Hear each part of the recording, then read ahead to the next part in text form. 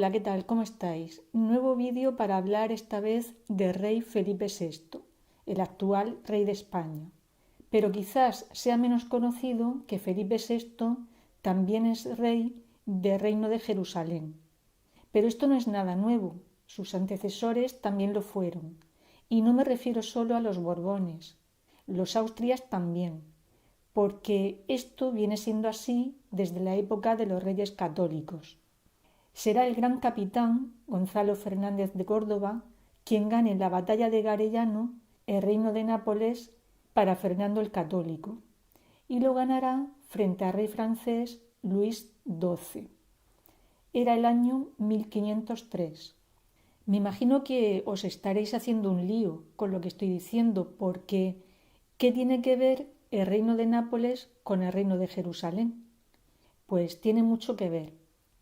Hubo una época muy anterior a los reyes católicos en que el reino de Jerusalén pasó a manos de un francés, de Carlos II d'Anjou, y esta persona resultaba que era rey de Nápoles. A partir de ese momento, ambos títulos irán aparejados. Quien fuera rey de Nápoles también lo sería del reino de Jerusalén. Era el año 1277. Entre franceses y españoles, las disputas por el reino de Nápoles van a ser frecuentes. A España le interesaba especialmente. Su posesión suponía mejorar su comercio. De hecho, cuando el reino de Nápoles pasó a manos españolas, puertos como el de Barcelona y el de Valencia se convirtieron en grandes centros de intercambio comercial y también en grandes constructores de barcos. Al mismo tiempo, el reino de Nápoles, geoestratégicamente hablando, le permitía controlar el Mediterráneo y de esa manera mantener a raya el norte de África. ¿Y qué interés tenía España por el reino de Jerusalén? Pues ninguno, porque cuando Fernando el Católico gana a los franceses el reino de Nápoles, el reino de Jerusalén ya no existía, aunque el título de rey siguió perviviendo hasta el día de hoy. Y es que el reino de Jerusalén dejó de existir después de 200 años de existencia, en el año 1291. Pero para comprender su final tenemos que hablar primero de cómo surgió el reino de Jerusalén. Y la verdad es que es una historia muy bonita. Os cuento. A finales del siglo XI, en concreto en el año 1095, el Papa Urbano II hizo en la ciudad francesa de Clermont una llamada a los caballeros europeos para que tomaran las armas. Cabe preguntarse que por qué. Lo que el Papa pretendía era auxiliar a los cristianos de Oriente. ¿Qué problema tenían estos cristianos? Pues estas personas sufrían la persecución de los turcos por el hecho de ser cristianos. En este sentido, Jerusalén, ciudad de los santos lugares, dejó de ser un lugar seguro, pero es que los peregrinos que acudían a ella tampoco estaban a salvo por aquellos caminos. La respuesta de los caballeros europeos fue inmediata y muy positiva, porque miles de caballeros se pusieron en marcha hacia Tierra Santa. Es de esta manera como surgió la que llamaron Primera Cruzada. La recuperación de Jerusalén por los cristianos no fue fácil. 4 años necesitaron para recuperar la ciudad.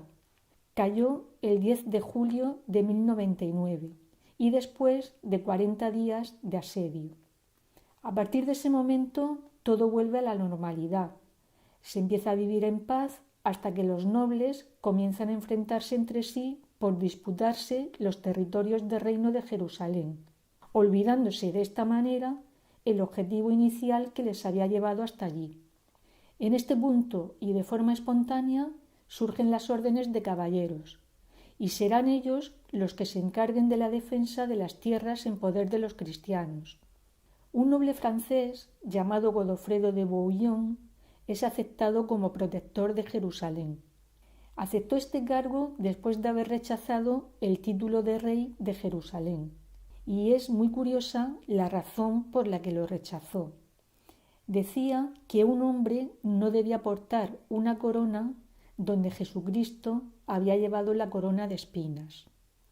Cuando Godofredo murió, le sucedió su hermano Balduino, y esta persona fue coronada como el primer rey de Jerusalén, y lo hizo con el nombre de Balduino I.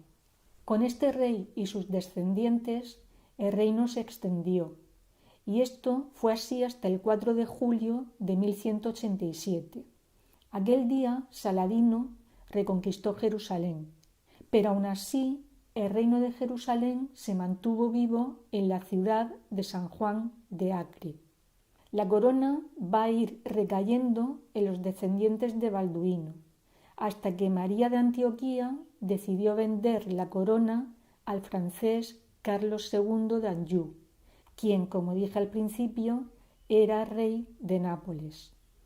14 años después, en 1291, el sultán Khalil, con un ejército de mamelucos, capturó San Juan de Acre, y esto dejó de forma definitiva sin territorio a la corona de Jerusalén. Y fue en ese año cuando el reino de Jerusalén dejó de existir como tal. Sin embargo, y como ya sabéis, el título de rey siguió perviviendo vinculado al de Nápoles desde Carlos II de Anjou. Hoy en día, cada 30 de enero se celebra una misa en la Basílica del Santo Sepulcro en Jerusalén, en honor de su rey, de Felipe VI. Y no es una fecha cualquiera. El 30 de enero es el día de nacimiento del rey de España y de Jerusalén. Este homenaje es organizado por la llamada Custodia de Tierra Santa. Antes comenté que los caballeros europeos se armaron para recuperar los santos lugares, pero no solo se movilizaron los caballeros, los religiosos, en este caso los franciscanos, también. Los franciscanos llegaron a Tierra Santa bajo la cobertura militar que les ofrecían los cruzados. El objetivo era custodiar los lugares que fueron testigos de la vida de Jesús, como el Monte Sión, el Santo Sepulcro, Jerusalén, Belén y Nazaret. Esa custodia de la Tierra Santa se institucionaliza con la intervención de los reyes aragoneses, sobre todo de Jaime II. También es de destacar la labor de Isabel la Católica en la protección de los santos lugares. Y no es de extrañar, Isabel era una persona profundamente religiosa. A efectos prácticos asignó un legado perpetuo de 300 florines, y a ese legado le siguió otro de 1000 ducados de oro. De esa manera aseguró el mantenimiento de una comunidad de frailes que poco a poco iba aumentando. La dinastía de los Austrias españoles siguieron sosteniendo los santuarios en Tierra Santa. Felipe II, por ejemplo, llevó a cabo la restauración del Santo Sepulcro. Felipe III mandó ingentes ayudas. Con los Borbones otro tanto de lo mismo. Felipe V reconstruyó la cúpula del Santo Sepulcro. Carlos III se encargó del patronato regio de los santos lugares. Hoy en día, los frailes franciscanos de la custodia de los santos lugares siguen con su labor desde que el Papa Clemente VI, mediante una bula, les asignara esa misión hace más de 800 años. En el año 2017, el Papa Francisco renovó esa misión enviándoles una carta que decía así: uniéndome a mis venerados predecesores, a partir de Clemente VI, deseo renovar ese mandado animándoos a ser testigos gozosos de resucitado en Tierra Santa. Como veis, este es un tema en el que historia y religión van a ir de la mano, como en tantos otros episodios de la historia. Bueno, pues por hoy nada más. Quedamos para la semana que viene en vuestro canal Una efeméride con historia. Hasta el próximo día.